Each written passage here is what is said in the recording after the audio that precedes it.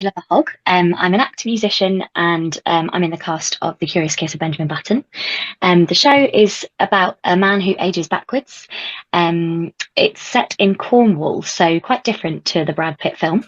It's originally a short story by F. Scott Fitzgerald that our writer, director, producer, and designer Jethro Compton has reimagined to be set in a Cornish fishing village.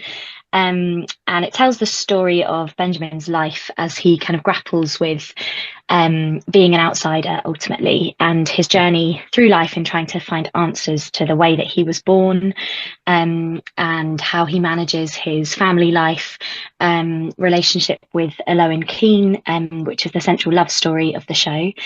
And the style of the show is kind of told through what are called the Strangers, who are the ensemble that are on stage the entire time, all of which are actor musicians. So the entire score is played live throughout the show.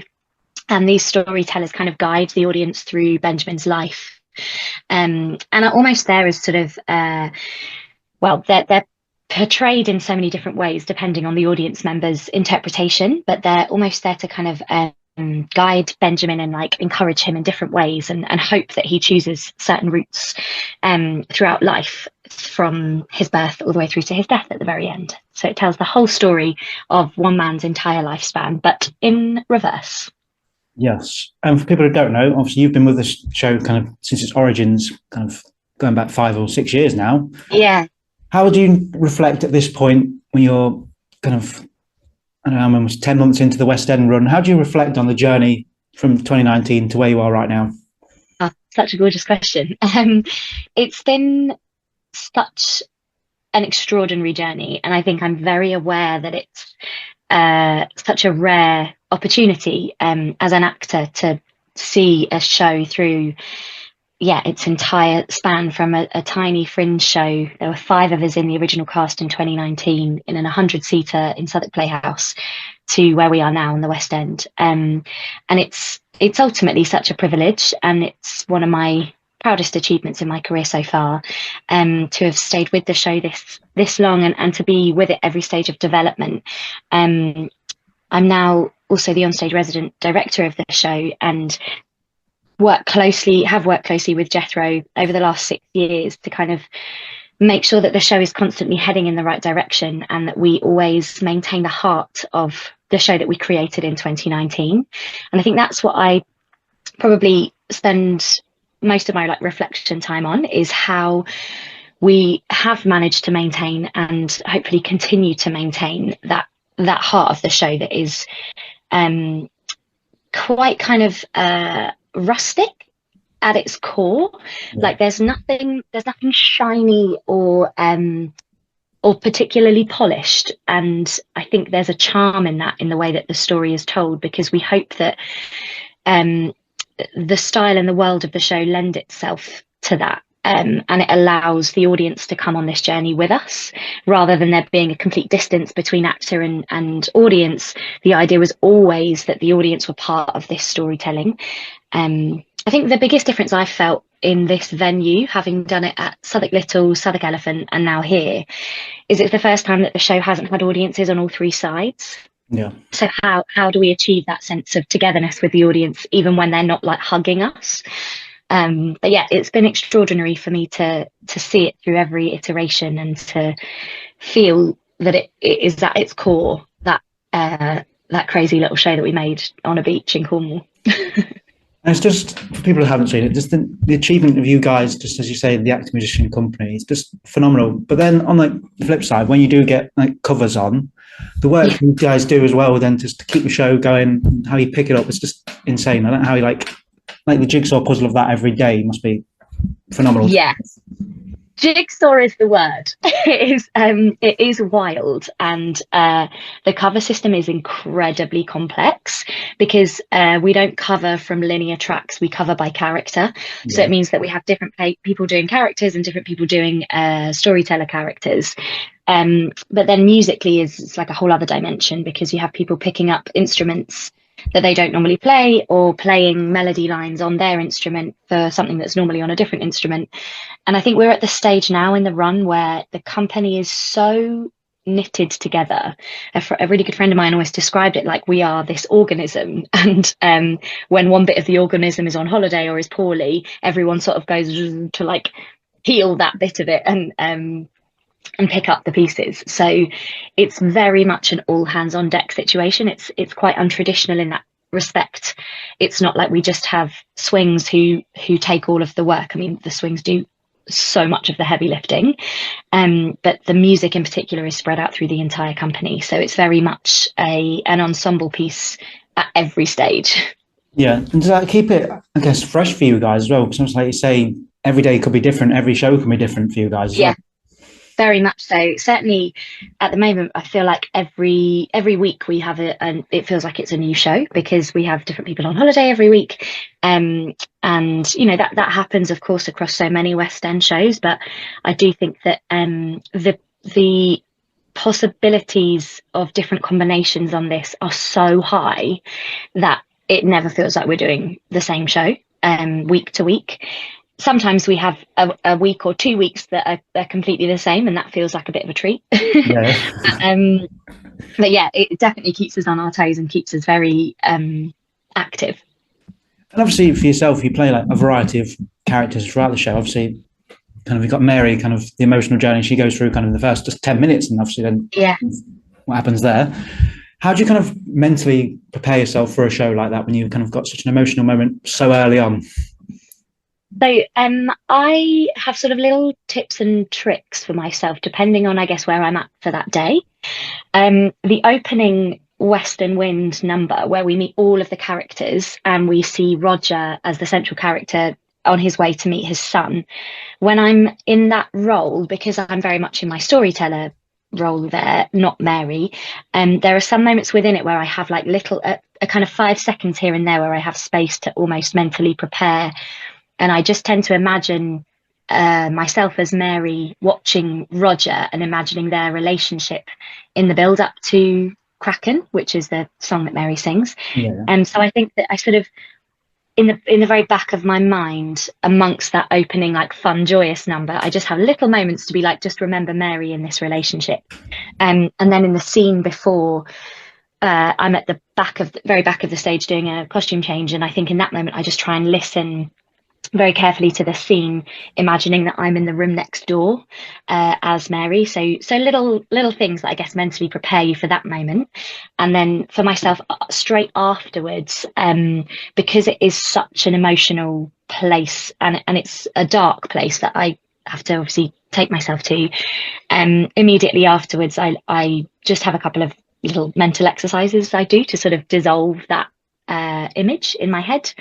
Because then for me, the rest of the show is actually quite a romp. So I kind of let that go and then let myself be happy Philippa again. It's just like, obviously the journey the characters do go on is really kind of emotional. And it's not the lightest of shows, and obviously what does happen in the show is kind of emotional. But then on the flip side, the impact that must have on the audience. Like when I first saw it in 2023, it was like 3 weeks after one of my friends had died, and it was like the first place that I kind of felt safe. And I suppose you kind of get that reaction quite a lot, don't you? Like the audience kind of, and you get loads of people keep coming back. It must be so heartwarming for you guys. It really is. I think that it's proving to be a very life-affirming show for a lot of people. And I think that's also so lovely to hear, Mark, that you felt safe in that environment to have that experience. And I think we're finding that many people who are going through grief in particular are finding that, because the storytelling of the show and the way that Jethro's written it is so human that I think we hope it allows people to feel like the show it's almost about them when it's not about them. So it provides a safe space for expression. So yeah, it's very special to have that. Yeah, the amount of times I consumed you and Molly listening to Time on YouTube, I was it's like a comfort, because when something's so sad, but it was kind of really comforting as well. Yeah, the lyrics of that song in particular are very, very powerful. I've been singing and experiencing that song for the best part of 6 years, and I still have moments in shows where I hear the lyrics, but it's like I'm hearing them for the first time and they hit in a different way. Yeah, Darren Clark's a very clever man. Yes, just I mean the whole music as well, just throughout the shows. Yeah. Like say the kind of the journey it goes through, and just the highs, the lows, the kind of it's got everything in there. I think my favorite thing about the style of this show is how we don't shy away from really taking the audience to those places, but then I hope we take care of an audience afterwards in like lifting you up. We don't ever leave you in a state of like complete unrest. Yeah. There's always something that goes, okay, we're moving on now. Let's wipe the slate clean. And I think that's special writing from the creative team. Yeah, and obviously I know the journey's kind of coming to an end soonish with this run. Yeah. But obviously recently you've done the cast album. That must be so, again, when you've been in shows so long, to have that kind of physical thing that's going to last forever. Yeah. It must be so great. It's so special. And we had such a great day recording it on stage at the Ambassadors. Like, it was really exciting to have everyone in the room and mic'd up. And then we had pick-up days afterwards where like a couple of us were in the studio at a time. And just the whole experience of creating that album was really joyous. And the fact that Luke Swaffield, who's our sound designer, was mixing it with Darren, it just feels like the whole thing has been created by like true buttons. So yeah, it's wonderful to have that will exist forever. It's great. Yeah, and it sounds so like good as well. Some albums don't have the authenticity, and I think because you did it on the stage, you kind of feel that earthy, that liveness of it. Yeah. Obviously, the audience get such an experience of this show, and we talked about already the emotion anyway. But you got the pickled crab outside, you got the kind of messages around the auditorium and everything when you walk down the stairs. Just the thought and care, I think, that's gone into this world is so amazing. Oh, thank you. Yeah, we love it. And it's a shame, obviously, when it's coming to an end so soonish. But hopefully, there's a life beyond for this. But yeah, hopefully, we're waiting to see what happens. I think there's lots of talks going on, so we'll see. But we're determined to make the next few months as joyous as possible. Yes, it's one of them things. As soon as it was announced, like straight on there, booked my ticket last night. So yeah, you have to be there. But for you, then, if you were able to take something from the show away with you at the end of the run, what would you take? Oh, a physical thing or a memory? A physical thing. I think if I were to take a physical thing, it might be Gerald the gnome. Of course. Yeah, of course. I'd quite like Gerald in my garden. I think that'd be quite fun. Yeah. I'm quite attached to Gerald. He's a lovely little prop. Yeah. And then I guess as sort of an emotional memory of it, I actually think it's probably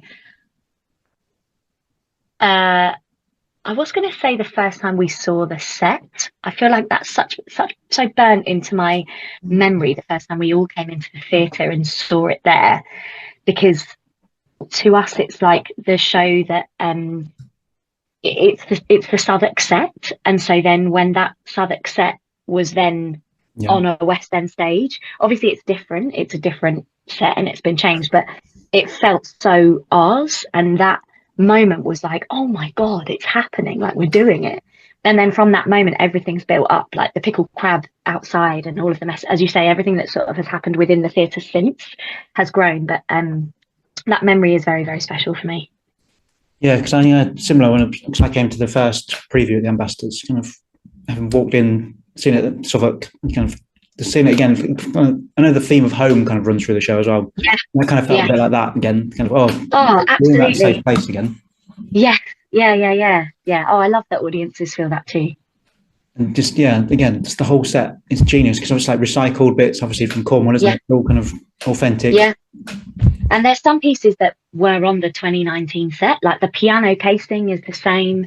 Loads of like the Moon Boy that is up there, that's the same. Like loads of it has come with us for the whole journey, and it's literally stuff that was found on the beach in Cornwall. So yeah, it's great. And I have a couple of questions from other fans who wanted to ask something for you. Great. First one, if you were able to play a different role that you haven't played or covered in the show, who would you like to play? Well, this is a bit of a cheat answer. I have a real soft spot in my heart for Captain Carrick, but I did play Captain Carrick in 2023, so maybe that's a bit of a bum steer. But I just love Captain Carrick as a character. I think other than that, maybe Miss Moncrief, just because she's bonkers. Yeah, yeah. Yeah. This is like probably an impossible question, but someone asks, "What is your favourite song in the show?" This changes all the time. I Yeah, think at the moment it might be Tide is Coming In, because we've got a different combination of people playing all of the other instruments at the moment. We've got Elliot on guitar and Nuon on the drums this week, and it's just quite fun when other instrumentalists bring a different energy to the song, and I'm just really enjoying the groove that we're all sitting in at the moment. nice. I think mine's like Little Life is like the one I always go to. Then like you say, it's just suddenly like flicks something else on. Like, oh no, this one's like the one now. Yeah. Do you know what? I've just had a memory of when I'm going to retract my answer to your previous question, if that's okay. You can. Because a couple of weeks ago, I was doing a cover rehearsal for for Benjamin, when Matt was going on a second cover of Benjamin. And I was reading in for Little Jack and I had this epiphany. I was like, I should be Little Jack. So that's my answer to who else would I like to play. I think I'd be an excellent 11-year-old boy. There's still time. There is still time. Watch out, Jack Corson. I kind of ask these questions to everyone I interview. What was the first show that you kind of saw that had the impact on you? You wanted to do this as a career? It was Don John by Knee High. I saw it at the RSC when I was 17. So I'd always loved theatre and I'd seen bits and bobs when I was really little. But that was the show. I went on a 6-1 trip and that was the show that I was like, oh, wow, musical theatre can be like this. Like, it doesn't have to be the massive commercial shows. It was something about the Knee High music and the kind of raucous, slightly mischievous storytelling of it that I was like, that's what I want to do. So it's, Don John by Knee High. And again, because you're a musical theatre performer, I asked this to everyone. If you could take 3 musical theatre soundtracks on a desert island with you, what soundtracks would you take with you? West Side Story, classic. I think Come From Away. Yes. And 3. I think Hadestown. I love the music of Hadestown. Yeah, and I've always loved the original of it as well. So I love the progression of that. Yeah, great choices. Should have probably chosen mine, shouldn't I? Yeah, those 3. You have that as an extra. That's a given, I suppose. Like ones you've done kind of are a given, aren't they? Yeah, exactly. And then, what kind of keeps you inspired every day to tell stories like Benjamin Button? What kind of keeps you inspired to perform, I suppose? So, I think this show, I get inspired by a lot of stuff for this show because I think it is ultimately about life and how one chooses to live your life. And I think with this show, because there's so much about nature and like the tides and the moon and, you know, the seasons, there's a lot that we can draw upon from the outside world. And I think that, kind of leaning into more the elements and nature inspires me a lot on this show. In terms of what keeps me going as a performer, I think it's the contract between performer and audience. I've always been really interested in the moment in a show where it feels like we go, okay, we're in this together. And I think for me, it's almost every performance, it's like seeking where that moment falls and most of all, just enjoying that dialogue that is constantly happening between the two and responding honestly and openly to what that audience in that moment is needing and wanting from us. I think that's what keeps me going. I think that's one of the great things about this show. It's kind of kept that intimacy, hasn't it? Like it could have easily gone to like a bigger venue and it kind of scaled up, but I think the intimacy that it's kept has been one thing that's kind of kept that magic, I suppose. Definitely. Yeah, I think that was a really important choice from the creative team, that this venue was going to hold that intimacy of the show. It's just beautiful. But then kind of to wrap everything in our chat up, and we've already kind of covered it, but what would you hope an audience member would take away from seeing the show? I would hope that they would leave feeling a sense of Um, I kind of what's the word I'm looking for?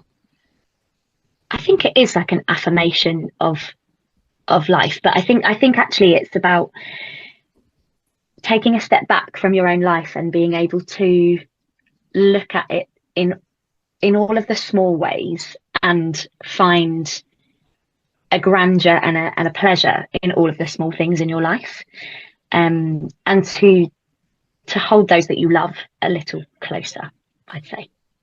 I would also agree. It's just like one of them shows that you come out, you want to grab your phone and like ring that friend you've not spoken to for like however long, and go like, yep, Yeah, we're going to catch up. And yeah, exactly that. Yeah. it's just the most beautiful show. And everyone who hasn't seen it must go for the 11th of October. Yes, please.